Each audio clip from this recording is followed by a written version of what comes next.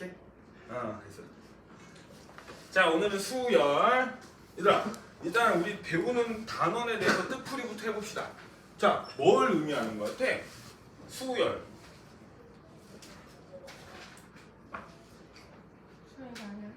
그치.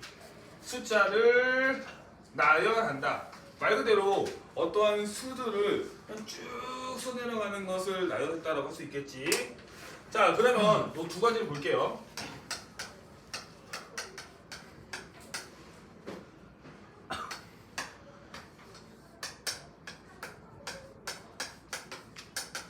자 두 가지가 있습니다. 두 가지에서 어떤 걸 수열이라고 할까요? 두 번째 두 번째 거 1, 2, 3, 4, 5, 6, 7. 또 다른 의견.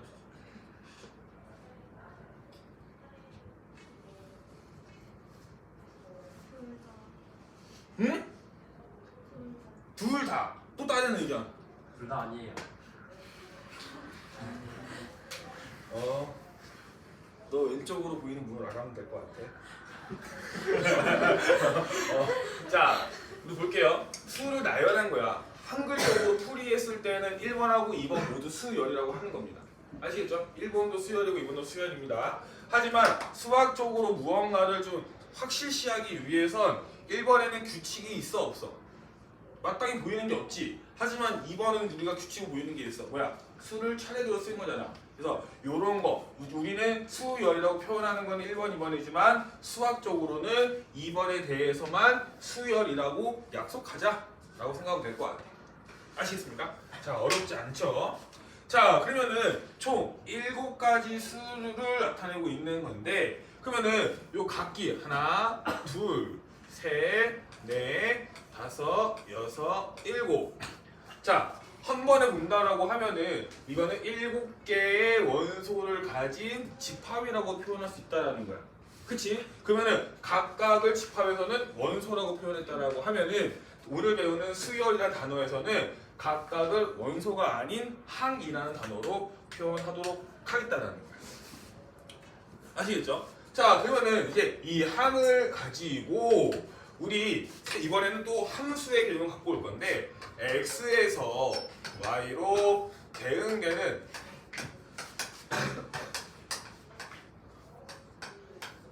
f라는 함수가 이렇게 대응된다고 생각을 해볼게.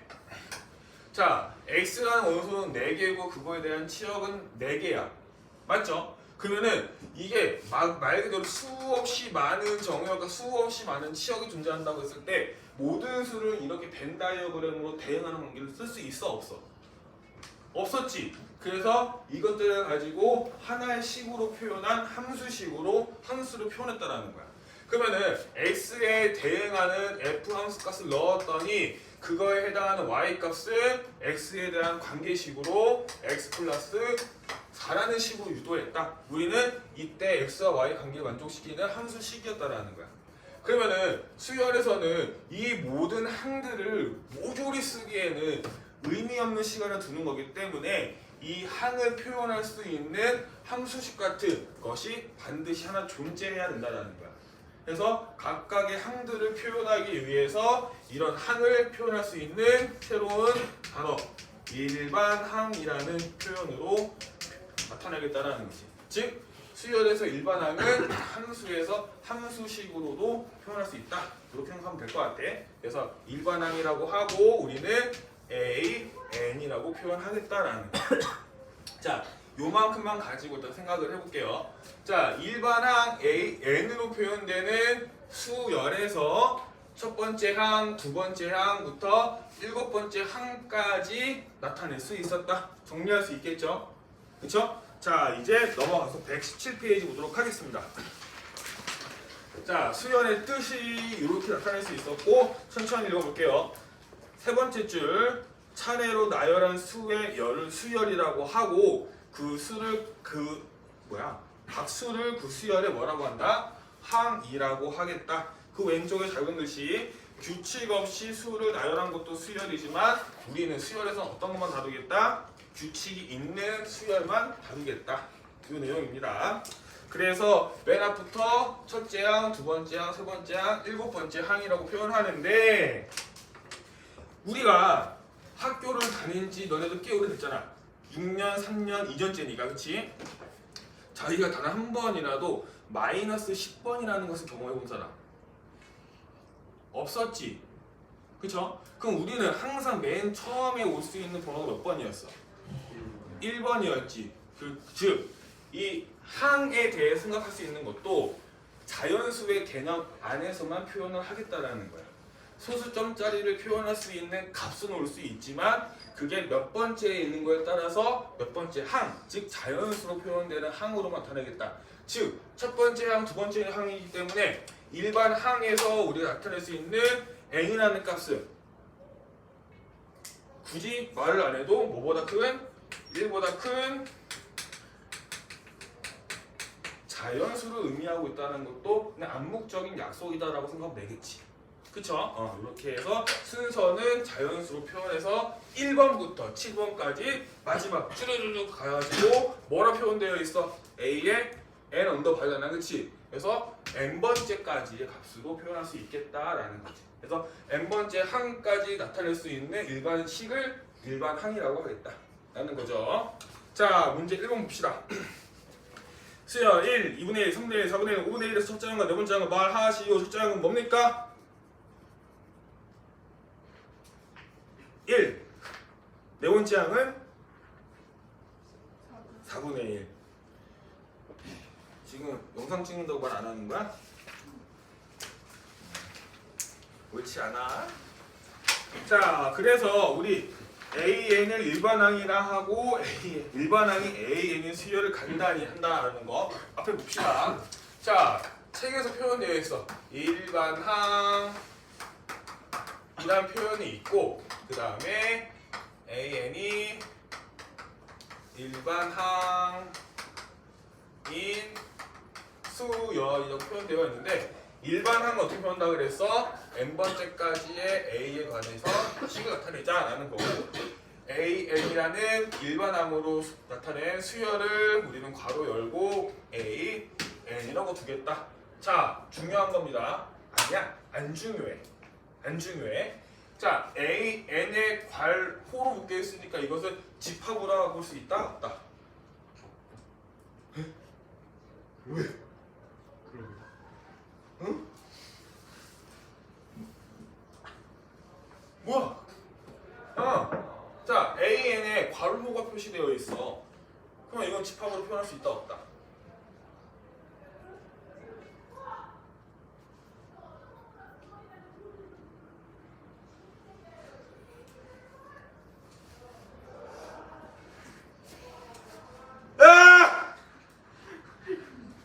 집합으로 표현할 수 있어 없어? 얘들아 표현할 수 있다? 이유는?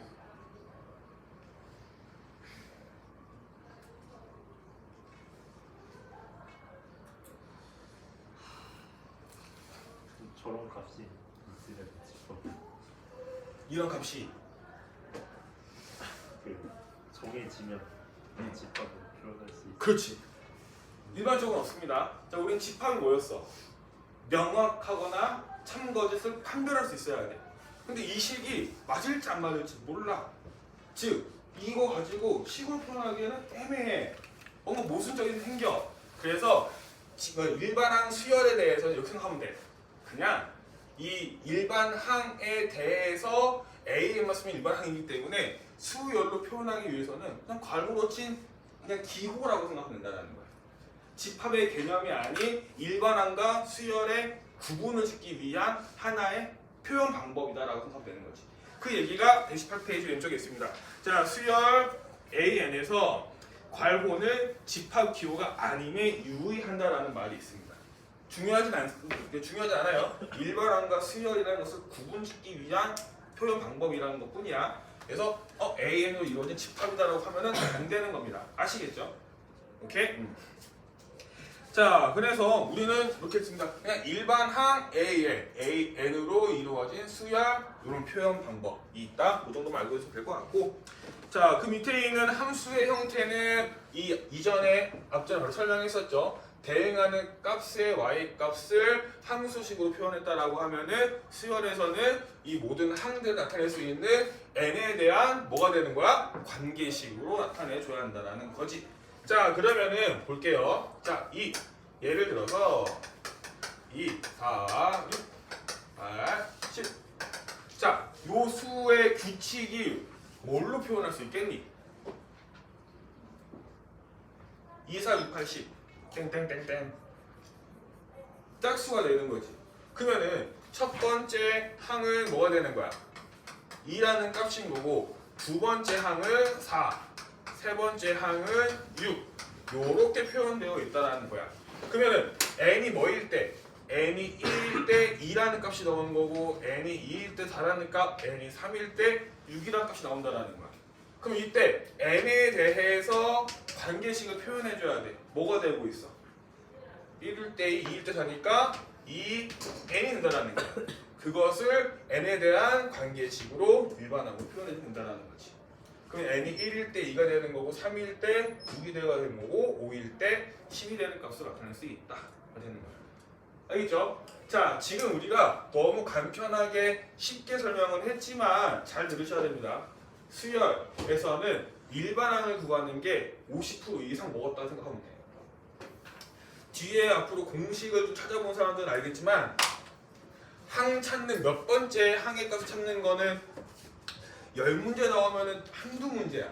하지만 일반항을 찾는 거는 모든 문제를 풀이에 있어서 가장 기초가 된다는 거지. 그래서 일반항으로 나타낼 수 있는 관계식을 풀어주는 거 중요합니다. 그래서 쌤이 수열에서 공부하는 방법을 추천한다라고 하면은 일반항을 먼저 잘 구하면 문제가 쉬워지거든. 자, 일반적으로 문제에서 어떠한 거에서 일반항을 주어지고 그거에 대해서 문제를 푸는 말이 있어, 그렇지? 그럼 반대로 생각을 해야 돼. 다른 문제가 주어졌을 때 내가 그 문제를 가지고 일반항을 이끌어낼 수 있냐를 무조건 공부한다라는 거야.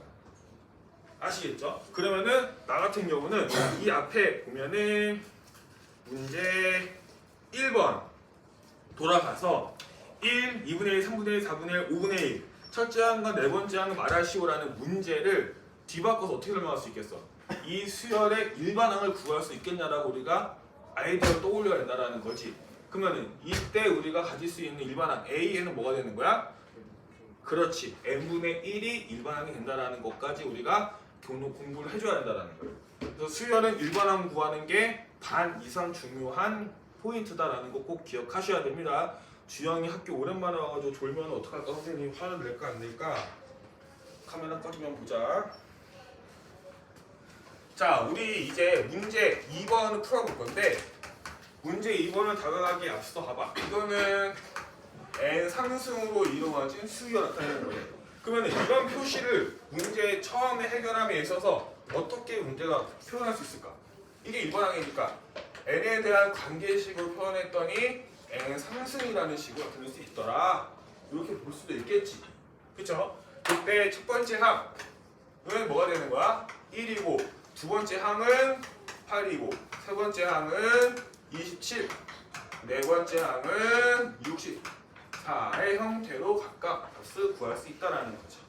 그래서 표현 방법 A1이라는 말은 일반항의 첫 번째 관계식의 값, 두 번째 관계식의 대입값, 세 번째 관계식의 대입값, 즉 n에 대한 관계식을 일반항으로 나타낸다라는 거 기억하셔야 됩니다. 자, 이렇게 해서 2번, 3번, 4번 한번 빠르게 풀어봅시다.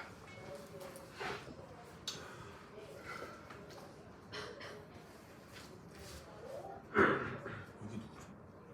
누리.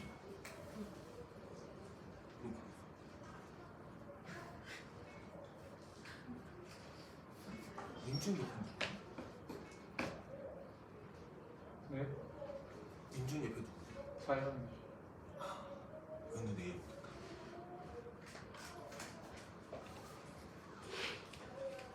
징계해. 네? 수업 시간 자리 바꾸는 거. 그렇지. 징계 처리해야 돼. 출석 정지 3일. 이미 대학 못 가는 거 다 끝난 거 아니야?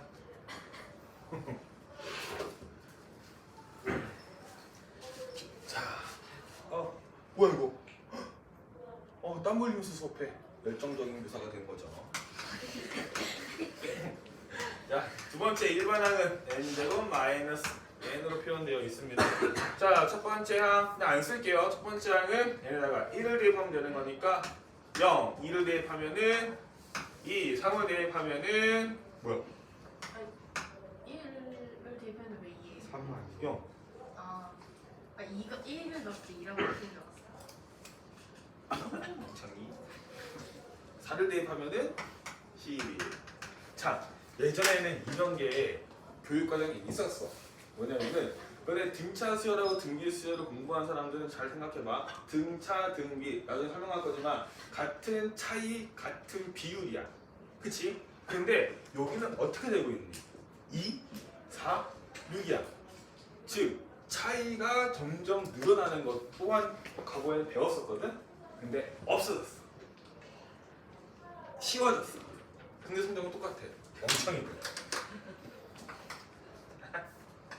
그래서 요걸 어디서 대차수열에 썼어. 대차수열. 계단식으로 점점 증가한다는 뜻이 있었는데 아주 소 이지해졌죠? 자, 요거 구해봅시다. 어떻게 됩니까?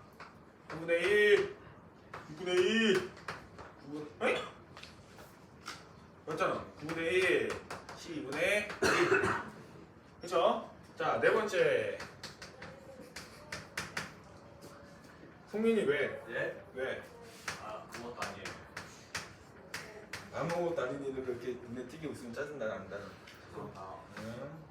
괜찮아. 이따가 죽었어. 자, 이렇게 나타냅니다. 자, 얘들아 4번 같은 경우 잘 생각해봐야 돼 한번. 우리 나중에 이미 배웠을 거야. 부분 분수 배웠었지. a b분의 1은 b 마이너스 a분의 1, a 분의 1 마이너스 b분의 1. 기억나니? 자, 부분 분수라고 해가지고